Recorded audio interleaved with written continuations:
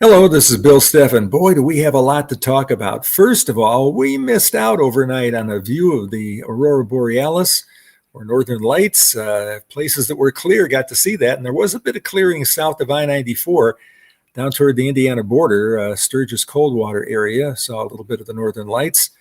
But much of the northern U.S., and in fact, much of the globe, as from about 40 degrees latitude north, got a chance to see the northern lights, and they were looking pretty. The good news is they may repeat overnight tonight and Wednesday night, especially after midnight. We check it out. We may be able to see the northern lights here in West Michigan. Well, let's take a look at some high temperatures across the area today, or for Tuesday. 44 degrees at Muskegon at the beach, 43 at Holland, and 40 at Ludington. And what's so unusual about that? Well, those are the areas that wound up with a good amount of snow on the ground. How come they got the warmest? Well, the reason is the wind was coming in off Lake Michigan, and the water temperatures were still up around 46 to 50. So there was no snow to melt out there, and the air that sat over the water warmed up. And so at the lakeshore, it was warmer than it was inland, where there really wasn't much snow at all, or none at all. Grand Rapids at 34, Battle Creek 32, Kalamazoo at 33. So it was about 10 degrees warmer there if you were over by Lake Michigan. It was also a very windy day, and we got some peak gusts of wind to share with you. The peak gust at Saugatuck, right along the beach, made it up to 50 miles an hour. Holland Beach at 49, Muskegon at 46, and Grand Haven there at 47. All these areas along the lakeshore picking up some pretty strong winds, and that, of course, created some pretty big waves out on Lake Michigan. We will have continue to have small craft or gale warnings in effect much of the rest of this week, so it's a breezy pattern for us. Talk about the gales of November. Our sunrise and sunset time look like this. Sunrise at 7:31, sunset at 5:21, giving us 9 hours and 50 minutes of daylight. Average high temperature now 49, and the average low at 34. This is the first day that we had a day that we have never made it to 70 degrees on this date. The warmest it's ever been is 68 in 1911, and that winter of 11-12 turned out to be a pretty cold winter. The 15 temperature was in 1986. That was the lowest temperature on November 12th, and that was the year we had the Great Flood in southern lower Michigan during September and October. In the picture, you can see the snow that's on the ground there. A couple hours after that picture was taken, all that snow was gone. Okay, let's take a look at the lake forecast here for the day on Wednesday. Northwest winds 15 to 30 knots. And look at the picture there. That's not Thunder Bay Island, by the way. That is a picture that was taken at the South Haven Channel. Water temperature is still around 46, both at Reeds Lake and Holland State Park, and small craft advisories continue for waves around 4 to 8 feet. A 66-hour snowfall map. This is kind of interesting. You can see the snow falling in the Cascades and down into the Sierra Nevada. You don't see the rain on this map. This map is solely snowfall, but look at the snow they're going to get there in California. All that is going to be keeping the reservoirs up and pretty well filled up there in the west, and that is good news for them. You can see there's still some residual snow coming off of Lake Erie and Ontario today, and especially in the morning. And it's not impossible there could be a flake or two in northeast lower Michigan and parts of the UP. But really, basically, dry weather is expected here in Michigan for the next 3 days.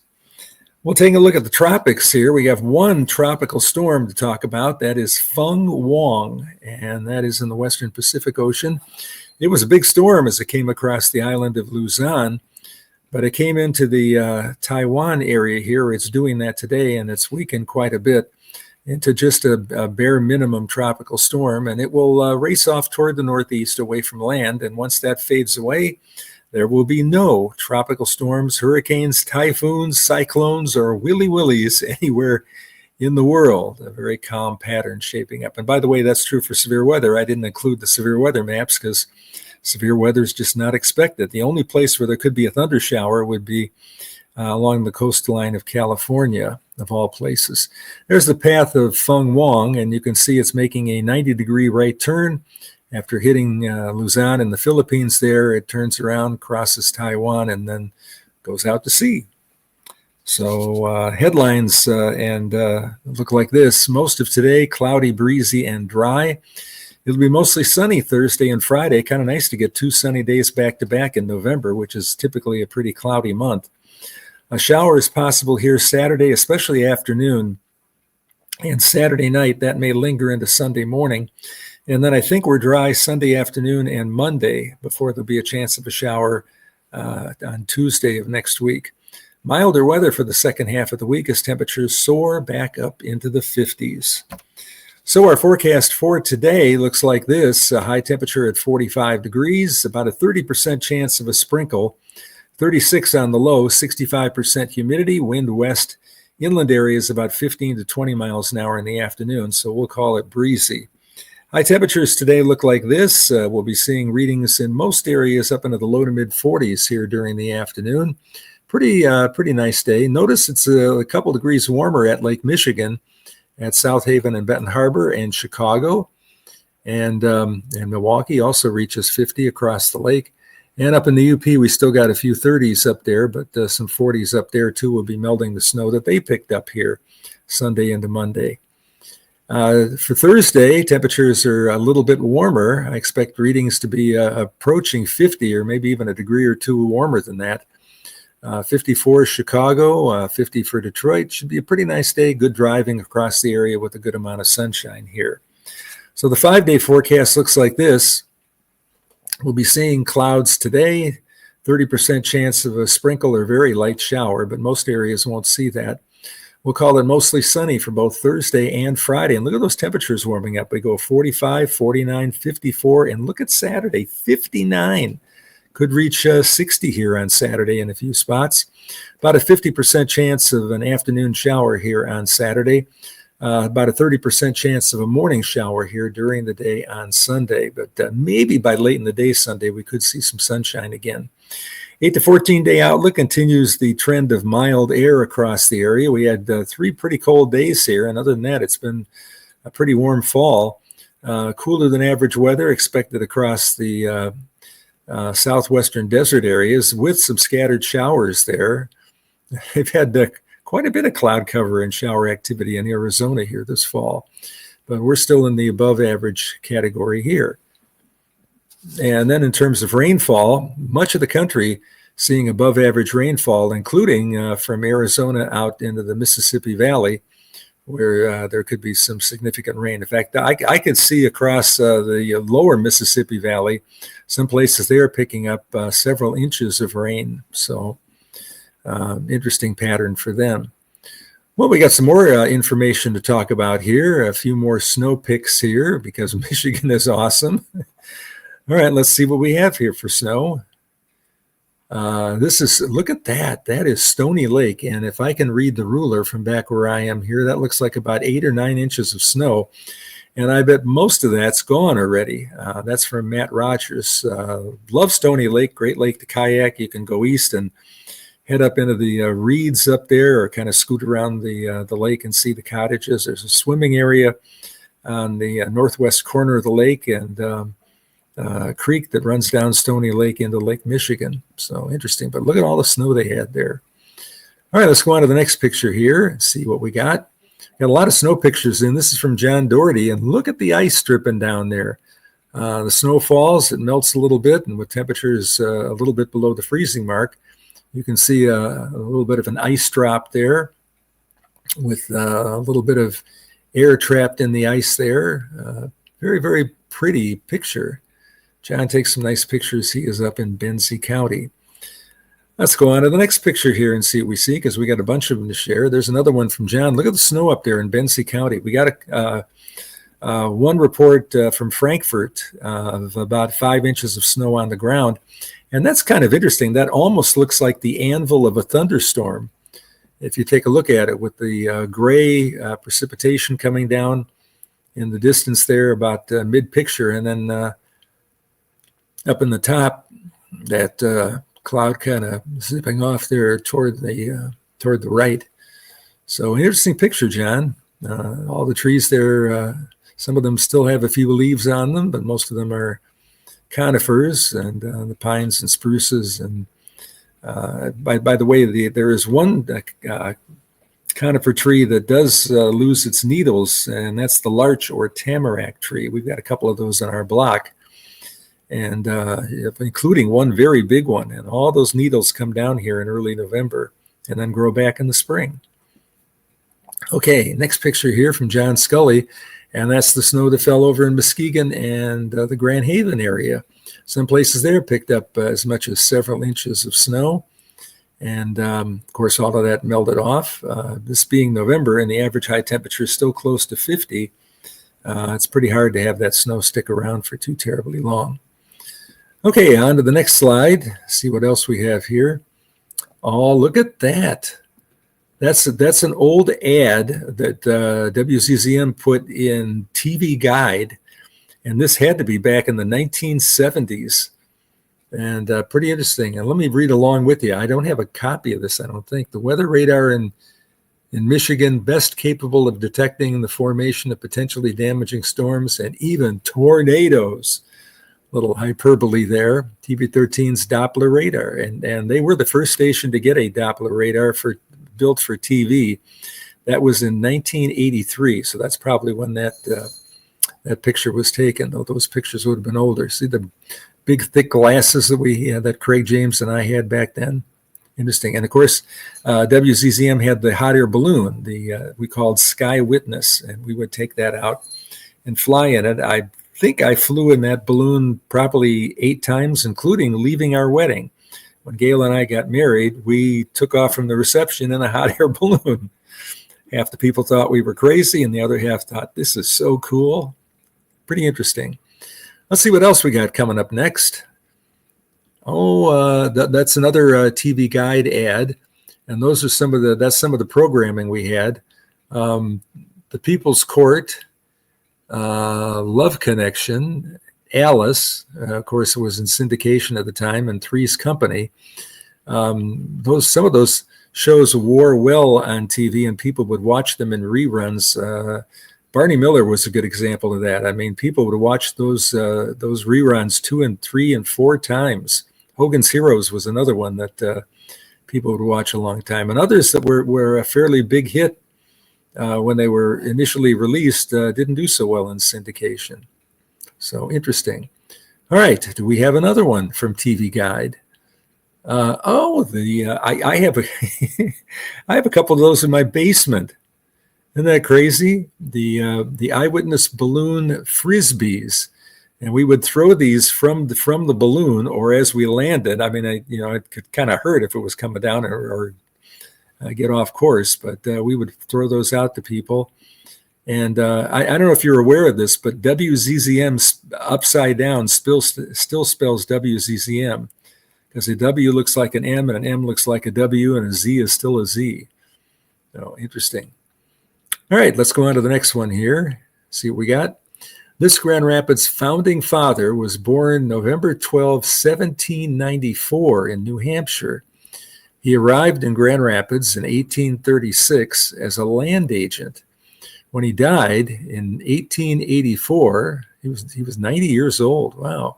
He left 40 acres to the city of Grand Rapids for the park which bears his name. Well, the first thing I thought of was Meyer, but Fred Meyer and Hendrik Meyer were not born in 1794. So let's guess John Ball for John Ball Park. And that is the correct answer. And there's an actual picture of him. And he lived to be 90 years old, one of our kind of founding fathers in Grand Rapids. And there's a picture of him with some kids. People crawl up on the statue there at the zoo. I was at the zoo, golly, a couple of weeks ago. I had a great time. It was awesome. I was there for Boo at the Zoo. And a lot of zoos do that as a feature. And had an awesome time. So you haven't been to the zoo in a long time, check it out. All right, let's see what's next on the list here. Ellis Island first opened to process immigrants on January 1, 1892. It closed on November 12th of what year? I'm guessing it was the 1950s. I'll guess 1952. How's that? Well, we get 1954. That's pretty close. I don't know if any of my relatives came through Ellis Island or not, tell you the truth, but three of my grandparents were born in Europe and emigrated to the United States. My grandmother came, I believe, and my grandmother on my mother's side came in 1911. My grandparents on my father's side would have been before that, probably in the 1890s. That's interesting. And they emigrated from Luxembourg. By the way, I should mention this. I just got dual citizenship between Luxembourg and the United States. So that's kind of neat. It's not that I'm going to go vote in their elections or anything like that, but interesting. Here's some information about Ellis Island, which is not the same as the island that the Statue of Liberty is on. That's a different island. It processed 12 million immigrants. That's a lot of people. Named after Samuel Ellis, who owned the land in the 1970s First Federal Immigration Center. States processed immigrants before that. So the federal government didn't do that. It was done by the states. And that's an overhead view of the buildings there. They ran, 12 million people. There's not a whole lot of places to stay there. So they indexed the people through there at a pretty good clip, I would imagine. I think we have one more picture, do we, on Ellis Island? From John Mippelink here. Yes, I took these photos of Ellis Island where millions of immigrants were processed in the 1900s. My grandmother from the Netherlands passed through here. These photos are before it was restored in 1990. So I guess you can go out there and visit that. I have not been to the Statue of Liberty or Ellis Island. I have spent time in New York, a very, very brief amount of time, twice, maybe three times, twice, I think. Haven't spent a lot of time in New York City. Thanks, John, for the pictures. Appreciate that. And interesting information there about Ellis Island. All right, what do we have next to share with everybody here? There's another picture of Ellis Island. The ships would dock there and the people would get out and then be processed and then on their way. So it was interesting. My grandparents on my father's side wound up on the northwest side of Chicago, where there was a settlement of Luxembourgians, Luxembourgers, I guess. I really ought to find out what I am. My grandmother on my mother's side wound up in Trenton, New Jersey, and then took a train to Chicago, where she met my grandfather. Interesting. All right, let's see what else we got, if there's anything else there. Another picture from Ellis Island. Like I said, not too big a building here. It looks like a high school from the 1900s that was built. I think my high school is actually bigger than that building. But that's a picture of what it looked like, and you see the boat there next to the building. Thanks, John, for sharing those pictures with us. Next picture from John Scully. This is a twilight picture. I would assume that the sun is probably set already.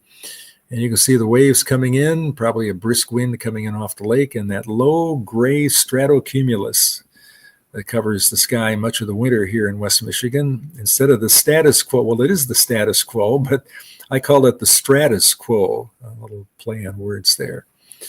All right, let's go on and see if we have another picture to share with you here. And thanks to everybody for sending in the pictures here. No, I think we're done. Tell you what, don't forget to check for the Northern Lights here Wednesday night. If you go to spaceweather.com, it lists the KP index, and that's over on the left side. If you get a KP index over 5, then that's usually a sign that you can pick out the Northern Lights. And if it gets up around 7 or 8, there's a pretty good show going on. But other than that, they're really not forecast very far in advance. Sometimes we know when there's one of these geomagnetic storms that's going to be arriving in a couple of days or so. But that's about as much lead time that they can kind of give you there. So anyhow, hope you have yourself a great day today. Thanks for watching to the end of the video.